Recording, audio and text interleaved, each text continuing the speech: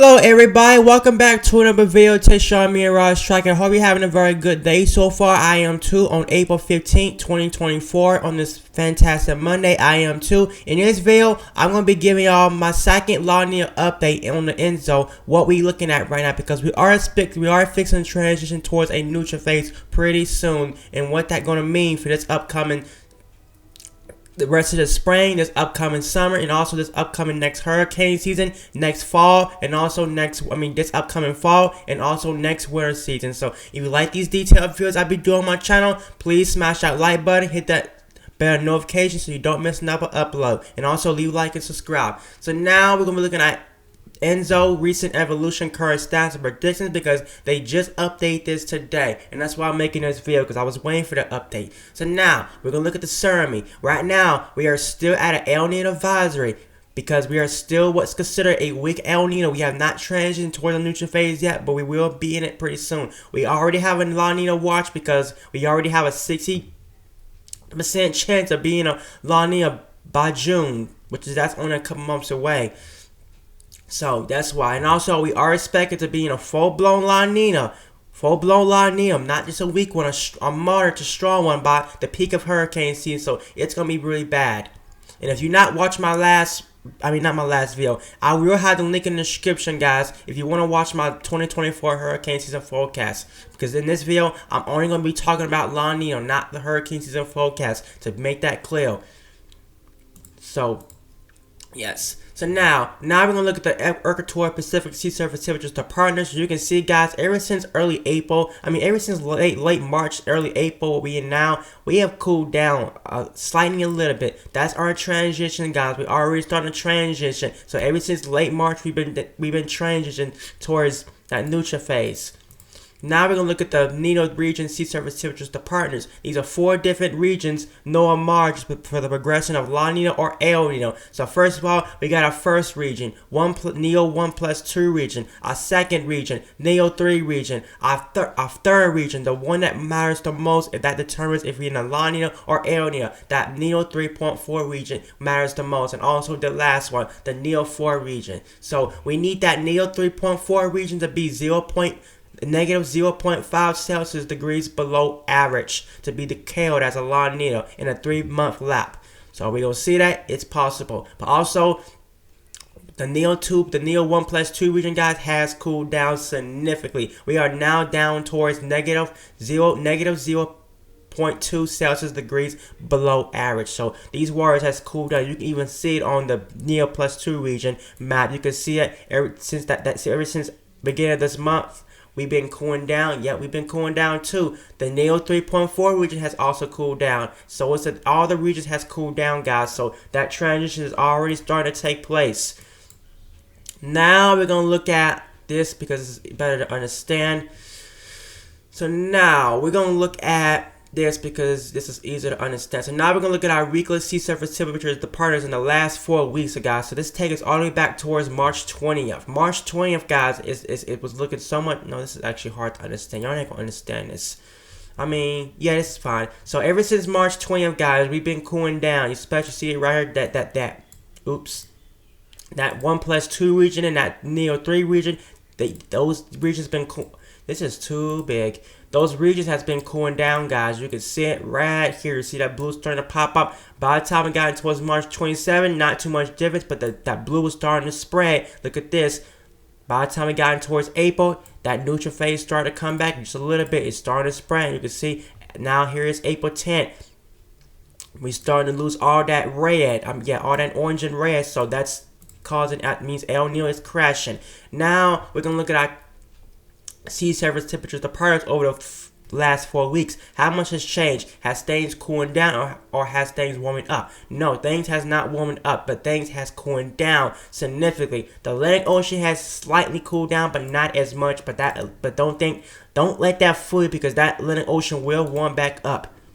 And look at that Niña region has cooled down, especially in that 1+2 region. That has cooled down significantly, anywhere from 1.5 to 2 Celsius, in fact, 3 Celsius degrees cooler now. It's 3 Celsius degrees cooler now than it was April 10th. Yeah, not April 10th, March 13th. So now I'm not going to show you this. Now I'm going to show you the Central and Eastern Pacific Upper Ocean heat. And you can see, guys, ever since late February, we've been cooling down, guys, ever since late February. And this is not your surface temperature. These are subsurface temperatures. This is 300 meters down the ocean. So you can see this, guys, because we see all this below average temperatures, guys, below the ocean. It's starting to rise, guys. You can see the water is 300 meters down the ocean is cooling down, guys. So we got all these below average anomalies starting to work its way towards the surface, guys. So, in fact, ever since late March and in early April, guys, we've been cooling down significantly. We can see we just constantly going down. And look at this. Ever since beginning this year, guys, we went from this to this. I mean, let me be more specific. Ever since beginning this year, guys, we went from this to this. I mean, very quickly, guys. We are very quickly transition back towards neutral and then towards La Nina. So now we're gonna look at subsurface temperature, the permers in the equatorial Pacific, guys. And you can see, guys, this is the subsurface below the ocean, guys. You can see this is why La Nina is coming out. This is why we transition. Look at all this cooler water below the surface. It's starting to work its way up towards the surface. Look at this. Ever since February, this water has just been constantly working its way up. All this cold water has been constantly working its way up towards the surface, guys. And you can see this, guys. Even parts of ever since early March been working its way up, mid-March working its way up, and look at this, ever since April, all this cold water is starting to upwell and work its way towards the surface, and that's what's weakening our El Nino. Now, our trade wind anomalies, I'm not going to show you that because I'm not good at that, but I can show you this. The weekly heat contact evolution in the equatorial Pacific, guys. Look at this. All this cold, I mean, look at this. First of all, we'll start with this year. Ever since January, guys, we've been in that warm phase. But look at this. By the time we got into late February, March, we've been in that. We've been cooling down, guys. So that's a sign that La Nina's coming back. I want to show you this, guys, and also one factor y'all need to see, guys. Yes, the trade winds are picking back up. To better understand this, guys, the orange and red represent the yellow, orange and red represents below average trade winds. For a weakening El Nino towards a La Nina, you want above average trade winds, because what happens when you transition towards a La Nina, you get very strong trade winds that upwell a lot, that pushes all that warm water towards the central and western Pacific and allows a lot of cold water below to upwell. And you can see that, guys, that's already happening right now. Those trade winds are picking back up. You can see all that blue ever since beginning this month. Those trade winds been picking right back up, and that's why that neutral phase is coming back pretty fast. So yeah. So now that's all I'm going to show you. But you can see, guys, to better understand this, guys, yes, we did get our second box filled in. The next box is probably going to be neutral box. So now we're going to look at our ENSO outlook, guys, because this is also important. So you can see, guys, by the time we get in towards, we are in April right now. So look at this. This is April. We are expected to be in that we should be in a neutral phase pretty soon. At 85% chance to be in a neutral phase. May is going to be a neutral phase. Watch this. As we get in towards June, we are expected to be in a weak La Nina. July, weak La Nina. August, moderate La Nina. September, moderate La Nina. Look at this. By the time we get in towards October, November, we're probably going to be in a strong La Nina. And look at this. All the climate models showing that we are fixing transition. Look at this. Here's April, guys. You can see here we are right now. We are quickly going down, guys. Look at this. Look at this. By the time we're getting towards September, especially some of these malls are going ballistic, but most of these malls want this at 2 Celsius degrees below average, that's considered a strong La Nina. And look at this. To better understand this, guys, look how strong that La Nina gets me. That's pretty strong, especially right in the August, September, the peak of hurricane season. Y'all probably can't see that. And yeah, they cut the date off of that. I don't know why y'all can't see that. So this is okay. To better understand this, guys, this is August, September. This is August, September, October right here, guys. What I'm circling, this is August, September, October. That's what it could look like. So now. That's it. Now let's get right in towards what we're looking at right now, guys. Is today. Look at this. Because, boy, ain't it coming back. And this is also very concerning too, guys. Very warm Atlantic. So you can see that La Nina is already coming back, guys. These blues are already starting to spread towards our 3.4 region. So it's already starting to look neutral pretty out here. So now let's look at this. What La Nina could look like as we get farther out, guys. So by the time we get in towards June, we are expecting, by the time we get in towards May, we're going to be in that neutral phase. June, we're going to be in that weak La Nina. July, we're going to be in a weak La Nina. But look at this.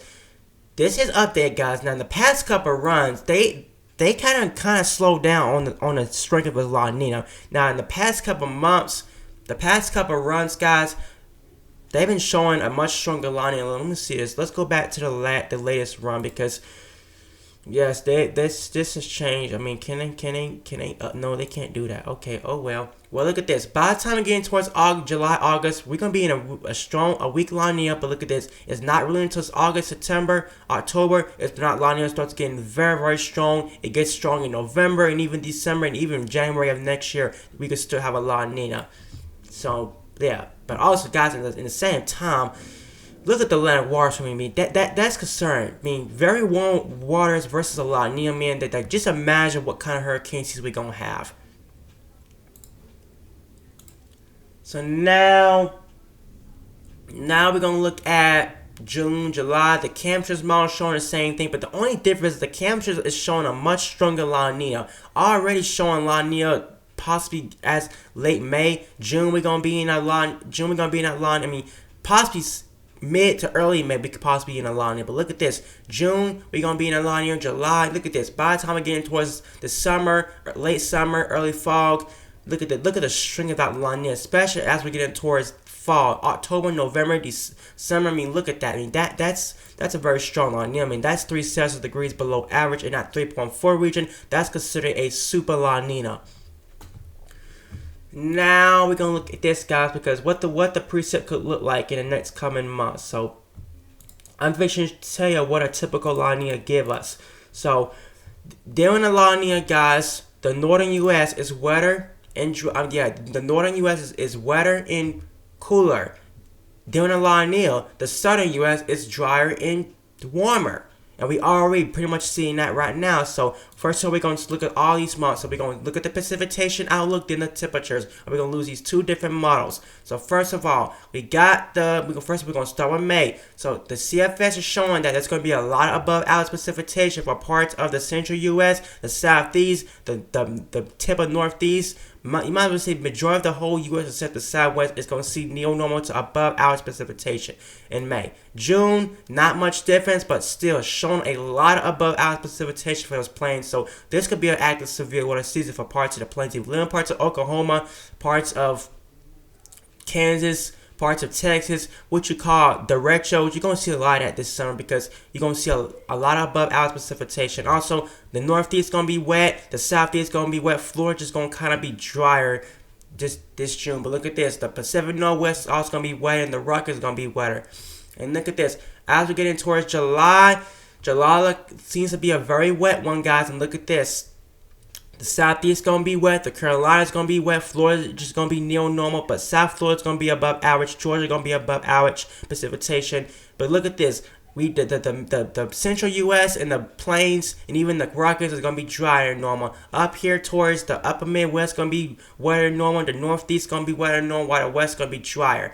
By the time we're getting towards August, like August is just going to be dry for majority of the U.S. The central U.S., not much of the Southeast. The Northeast could be dry this August. The Southwest could be dry this August. And also, the Pacific Northwest, neo-normal precipitation, if not slightly above, if not a little bit slightly below. Now, September. September is when things start getting dry, guys. Now, not quite La Nina yet, but it's more still like we should say neutral, not La Nina yet. But look at this. The southern U.S. and the Southwest seems to be drier, a little bit above average precipitation, while the Western U.S. just going to be neo-normal to slightly below normal. The Northeast and the Mid-Atlantic, not the Northeast, the Northeast and the Mid-Atlantic is going to be neo-normal to below normal. And look at this, the tip of the Northeast is going to be above normal. Now, October. Not much of La Nina yet, guys, but look at this. Like October, like it's going to be a wet October for parts of Florida and South Carolina, while the Ohio Valley, the Southeast, the Deep South, the South Central, and the Southwest going to be below average precipitation. Neo-normal precipitation for parts of the Northwest, the Northeast, neo-normal. By the time we get in towards November, looks to be pretty dry for majority of the U.S. A pretty dry November for most of the U.S., especially in the Southwest, the Southern U.S., the Southeast, seeing below average precipitation. And look at this, the Northeast is going to see neo-normal precipitation. As we get in towards December, we are starting to get more what you typically see in La Nina, but not as much, but not typical for parts of the Northwest. So this is typical for La Nina. The Southern U.S., much drier. But look at this, the Pacific Northwest, South California is supposed to also be dry, but y'all gonna see above average precipitation in December. This could change, guys. This is model data. Please take it with a grain of salt. The Ohio Valley seems to be much wetter. And look at this, as we get in towards next year, let's go to next year. Now this is typical for La Nina. The Ohio Valley wetter, the Pacific Northwest wetter, and the Southern U.S. drier.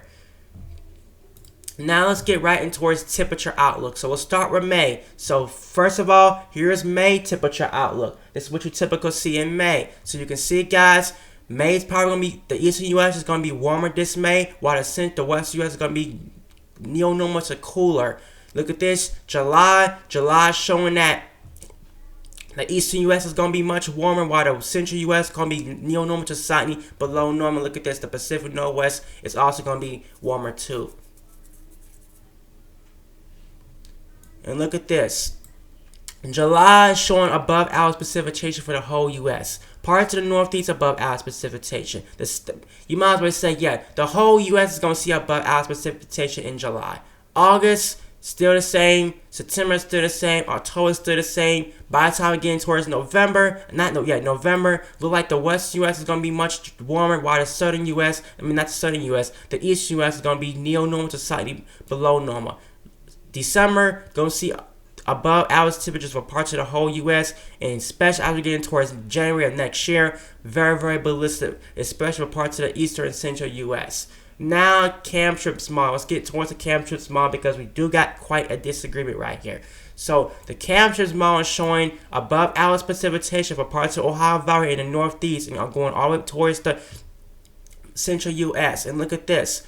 Parts of June, by the time we get towards June, above average precipitation for parts of the Southeast, the Northeast, below average precipitation, the eastern U.S., neo-normal precipitation, while Florida is going to be neo-normal.